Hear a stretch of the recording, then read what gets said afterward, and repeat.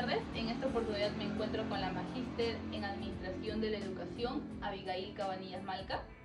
Ella trabaja en el Colegio Los Ángeles 3089. Actualmente ella es nombrada ya 8 años, ¿no? En esta oportunidad vamos a realizar una entrevista, agradecerle por su tiempo y comencemos, ¿no? Con la primera pregunta, que es: ¿qué le motivó a elegir la docencia como profesión? Bueno, ante todo, muchas gracias por el tiempo, por considerarme para ello, y pues saludos para todos quienes estén viendo esta entrevista. Y pues principalmente siento la vocación desde muy pequeña en querer ayudar a las demás personas a poder aprender a leer y escribir desde mis experiencias a muy temprana edad. Y también sirvió mucho de que en alguna etapa de la escolaridad que tuve hubieron profesores que no no entendían mi forma de entender, de comprender el mundo. Y eso me motivó a, cuando ya estuve en la vida universitaria, a decidirme por educación, porque al igual que yo, deben y hay niños habidos y por haber que necesitan esa atención diferenciada. Entonces me motivó el poder aportar a la educación con estrategias, con investigación, con metodologías que puedan atender esa diversidad. Principalmente esa ha sido mi motivación. Bien, vamos con la segunda pregunta. ¿Cómo definiría su misión como docente? Bueno, en la actualidad, bajo este enfoque de competencias que trabajamos en el sector de educación y bajo mi propia concepción, mi misión como docente es ser guía, ser una acompañante de los estudiantes para poderlos ayudarlos a descubrir por sus propios medios el aprendizaje. ¿En base a qué? A las múltiples estrategias y formas creativas que tenemos de ser los docentes. Claro. ¿Cuál cree que es la importancia del docente en la formación de los estudiantes? El rol del docente es de suma importancia. Cumplimos un papel dentro de la sociedad muy importante, porque somos los encargados de poder sembrar desde muy pequeños en los estudiantes esa curiosidad, esas ganas de comerse el mundo, de transformar la sociedad, y principalmente ese es nuestro aporte, ¿no? El aporte de ser agentes de cambio, agentes que vayan por estrategias y formas innovadoras y que consideren la diversidad cultural que tenemos en nuestros estudiantes. Gracias por compartir su misión. Ahora pasamos a lo que es la práctica pedagógica. ¿Cómo planifica sus clases? ¿Qué aspectos considera más importantes en esta planificación? La planificación, nosotros tenemos varios tipos de planificación: a largo plazo, a mediano plazo y a corto plazo. Para trabajar las planificaciones consideramos en primera instancia las necesidades educativas del grupo de estudiantes con el que estemos, ¿no? El contexto en el cual se desarrollan las clases, la institución educativa, la comunidad, para poder partir también, ¿no?, de ese valor cultural en donde nos encontramos y incluirlo en situaciones significativas.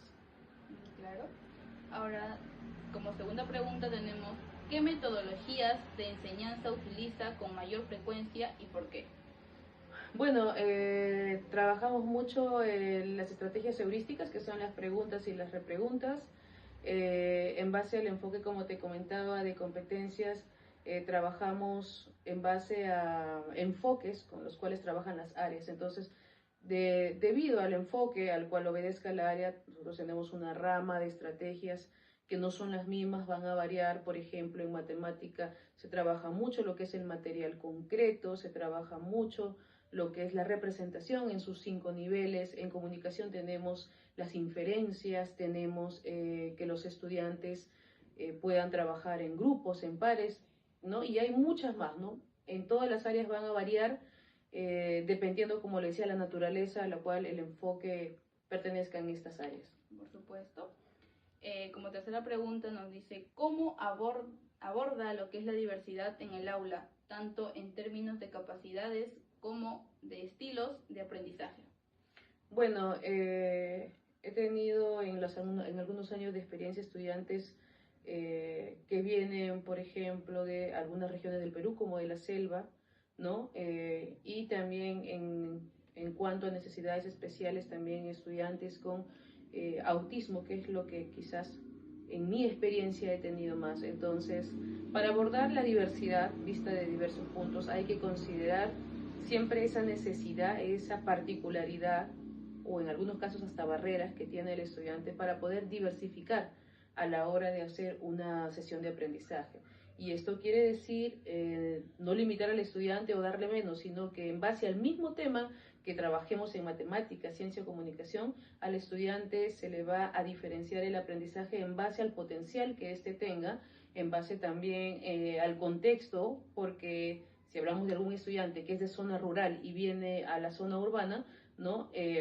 Poder hacerlo sentir que valoramos de dónde viene, trabajando situaciones propias del contexto de la ciudad de donde él provenga. Eso lo hace sentir al estudiante valorado, lo hace sentir como que no, la profesora me quiere, me conoce, considera, ¿no? Entonces no solo trabajamos lo propio del sector, sino también de dónde viene el estudiante para familiarizarnos todos. Claro, ¿no? Dice, ¿cómo evalúa el aprendizaje de sus estudiantes y qué tipo de evaluación utiliza? Trabajamos bajo la evaluación formativa. Esto quiere decir que no es una evaluación tradicional como podríamos recordar antes que nos ponían notas, ¿cierto? Una clase, una evaluación y era una evaluación que digamos, por día nos limitaba, nos decía, ¿no? 15, 13, 12, etcétera, ¿no? Ahora no, trabajamos bajo la evaluación formativa que considera mucho los procesos de aprendizaje del estudiante. Quiere decir esto que tenemos múltiples oportunidades para generar nosotros como docentes formas en las cuales evaluar al estudiante en una clase, en 2 clases, en 3 clases, y es por ello que ahí entra la planificación, porque en una planificación, digamos, en una unidad de aprendizaje, se generan múltiples oportunidades para poder generar que el estudiante se apropie del conocimiento. Entonces, es una evaluación formativa netamente. Muy claro con su metodología. Ahora vamos a pasar a lo que es la relación y motivación con sus estudiantes. Okay. ¿Cómo describe su relación con los estudiantes? Bueno, mi relación con los estudiantes es muy cercana, es un trato horizontal. Ellos saben que yo soy su profesora, pero saben también que pueden confiar en mí. El trato es muy cercano. Siempre tenemos un área llamada tutoría en la cual nosotros descansamos de tanto matemática y comunicación para poder conversar y saber cómo estamos. Entonces, tenemos múltiples sesiones dinámicas que hacemos para poder conocer el mundo de los estudiantes y que no se genere ese acercamiento que he venido trabajando. Y pues yo comentarte que tengo estudiantes ya conmigo desde hace 5 años, quiere decir que los conozco desde el primer grado y estamos en 5.º grado, entonces ya debes imaginarte que la cercanía es bastante, me conocen mucho tiempo, yo los conozco a ellos y hay una relación de múltiple confianza, pero siempre el respeto, ¿no? Claro, lo entiendo. ¿Qué estrategias utiliza para motivar a sus estudiantes? Bueno, hay muchas estrategias, en realidad hacemos dinámicas, hacemos juegos, hacemos canciones también, aunque están en 5.º grado, cantamos, hacemos retos, pero todas estas dinámicas, estas motivaciones con las cuales iniciamos las clases, siempre están relacionadas con el tema a realizar. Quiere decir que no es que tengamos un tema, supongamos en matemática, de problemas PAEB y yo voy a cantar o voy a hacer una dinámica que no se relaciona para nada. Entonces, todas las dinámicas y acciones que se vayan a dar en la motivación guardan mucha relación con el tema que se vaya a trabajar. ¿Y esto para qué? Para que el estudiante pueda hacer conexiones lógicas, relaciones lógicas de qué es lo que se va a abordar ese día en clase. Claro. Como siguiente pregunta tenemos, ¿cómo maneja las situaciones de conflicto o problemas de disciplina en el aula? Bueno, tenemos algo denominado en el aula que son los acuerdos de convivencia. Tenemos 11 acuerdos establecidos que lo hicimos a inicio de años y los volvemos a reestructurar cuando nos reencontramos en las vacaciones de la mitad del año. Entonces, al haber un conflicto en clases, recurrimos a ellas. Ahora, cabe recalcar también que para cada clase nosotros establecemos de los 11 acuerdos, solamente 3 que nos sirvan para esa clase. Entonces, dentro de ellos, por ejemplo, si vamos a comunicación, uno de ellos es que mantengan la voz moderada, el otro es trabajar todos en equipo apoyándonos, y por ahí uno que otro que es en base a las necesidades también, ¿no? Mantener el tono de voz moderado. Entonces, cuando se genera un conflicto determinado, ¿no? Nosotros lo que hacemos es direccionar al estudiante hacia los acuerdos que se han propuesto para generar la reflexión en ellos. Previamente hacer un diálogo, escuchar a ambas partes siempre, nunca centralizarnos con uno de ellos, no siempre propiciar la escucha activa a ambas personas, generar lo que podría ser las disculpas de ambas personas y si no se da, no obligarlo tampoco porque no se trata de eso, sino de que el estudiante por su propia cuenta tome esa decisión. Y si no lo hace en ese momento, te aseguro que hay un momento en el día que el estudiante va y se disculpa, ¿no? Nunca obligado. De esa manera, bajo mi concepción, no funciona lo que es la reflexión de la disciplina en una persona.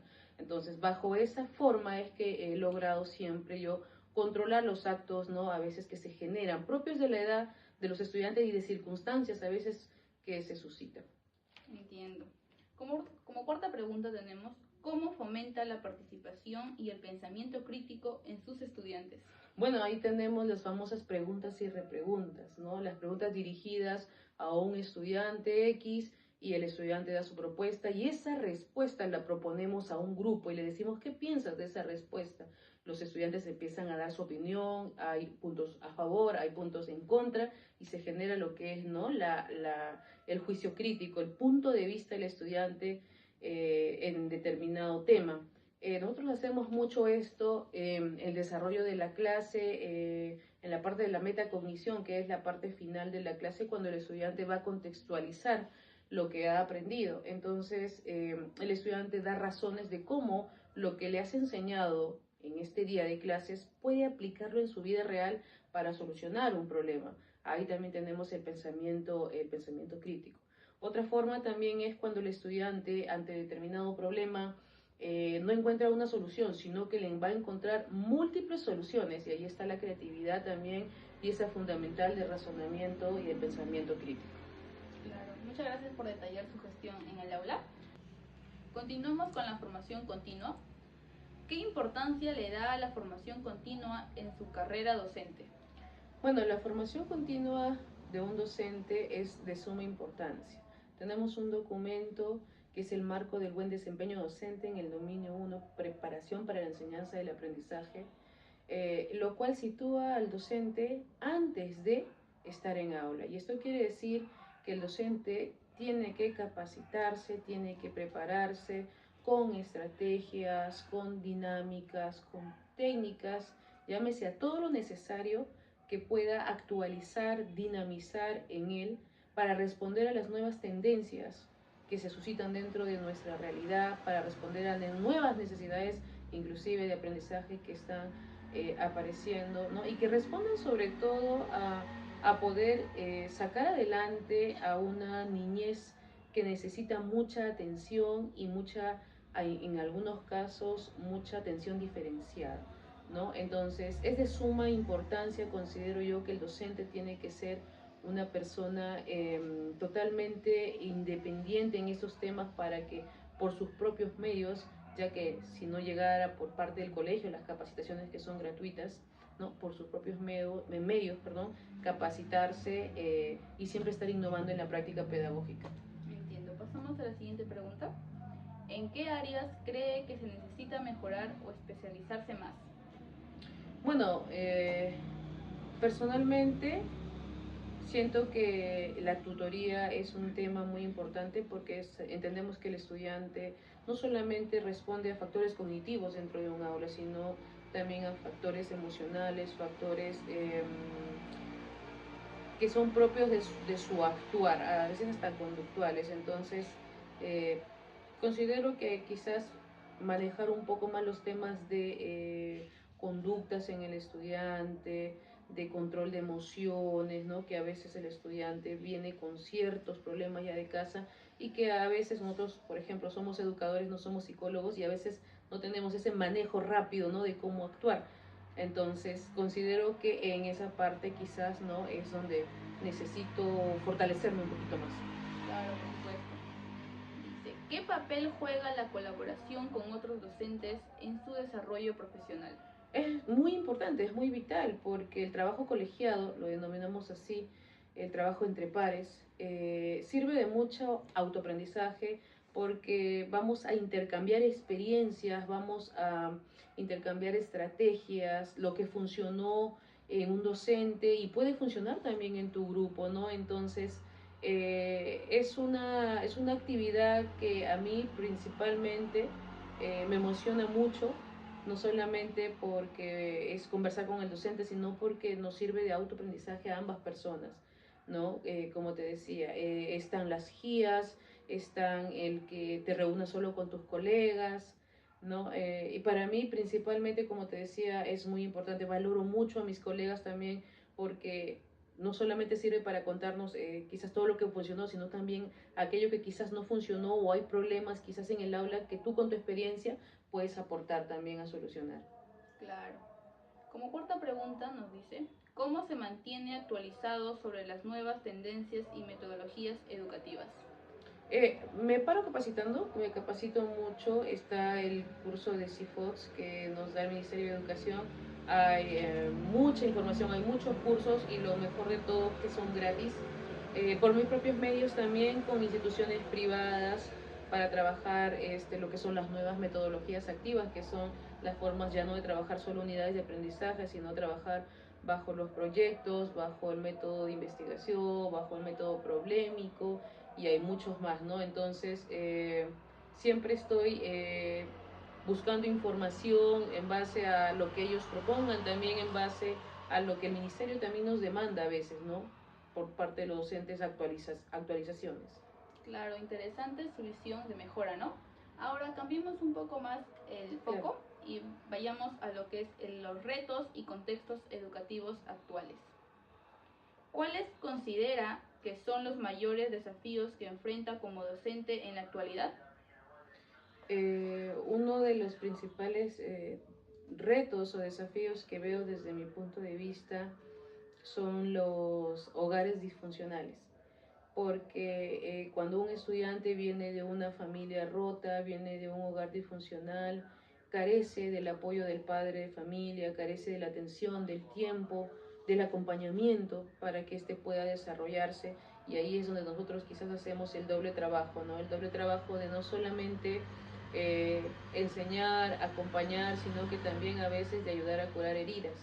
Entonces, a veces es una limitación grande que tenemos porque el estudiante, si no está afectivamente, emocionalmente bien, difícilmente le cuesta aprender algún tema nuevo o descubrirlo por sus propios medios. Claro. Ok, seguimos.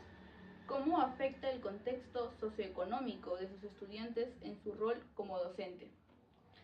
Eh, en la escuela hacemos muchas actividades.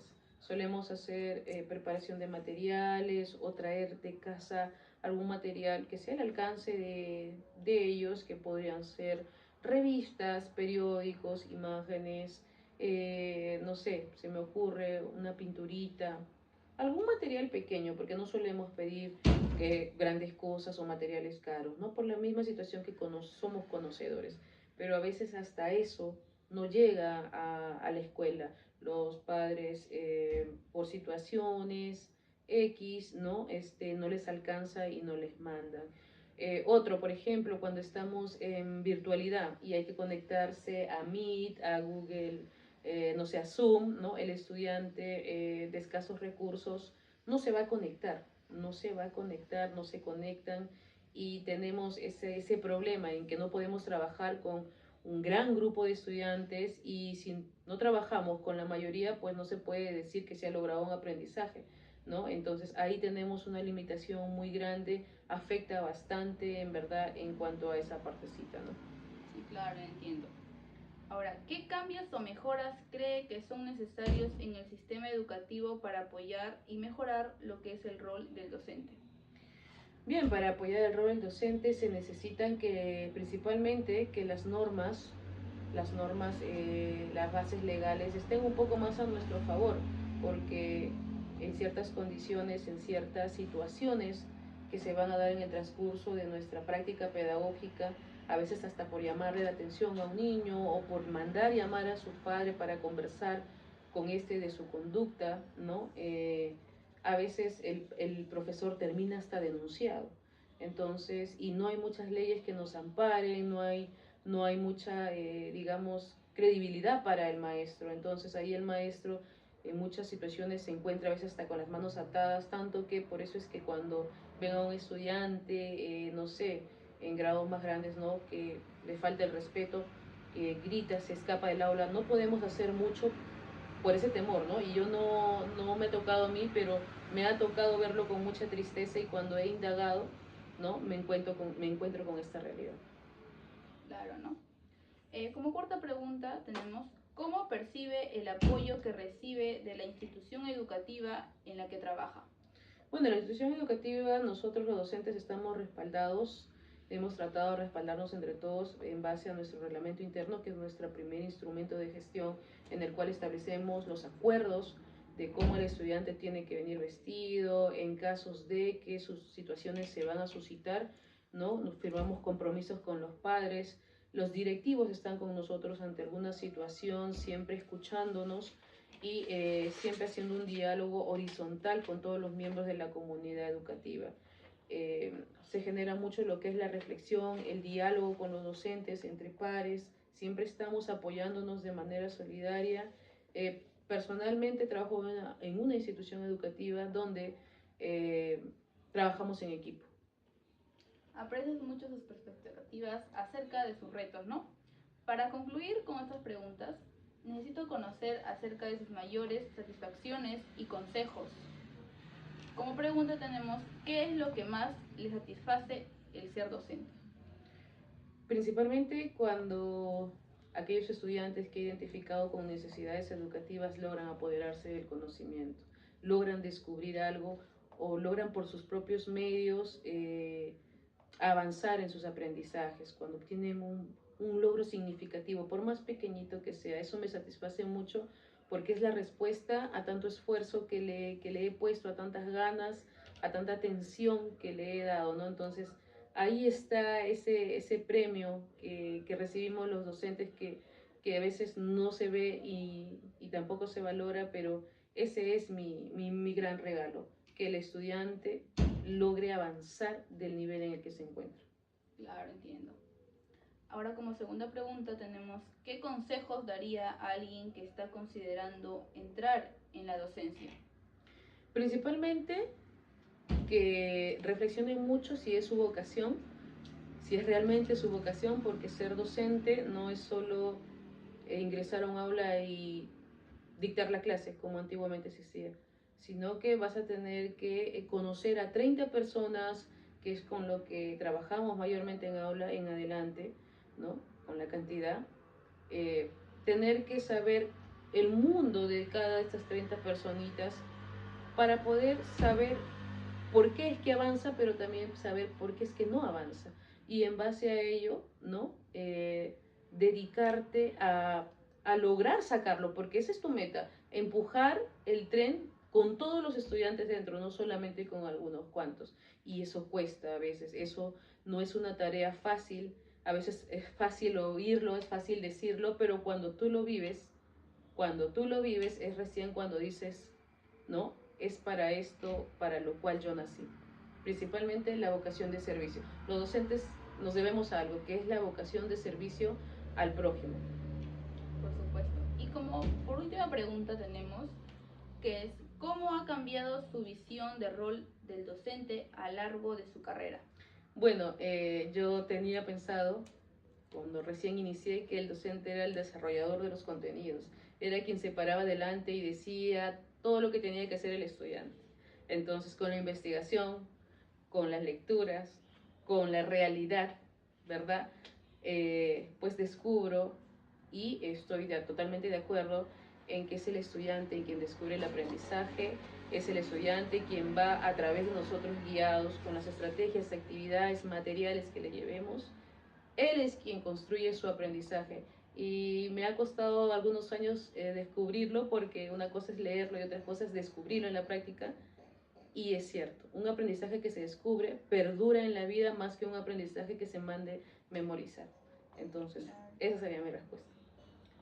Bueno, hemos culminado con la entrevista. Agradecerle profundamente Gracias a a la ti. Miss Abigail por brindarnos lo que es sus conocimientos, sus perspectivas y sus experiencias, ¿no?, durante el rol docente.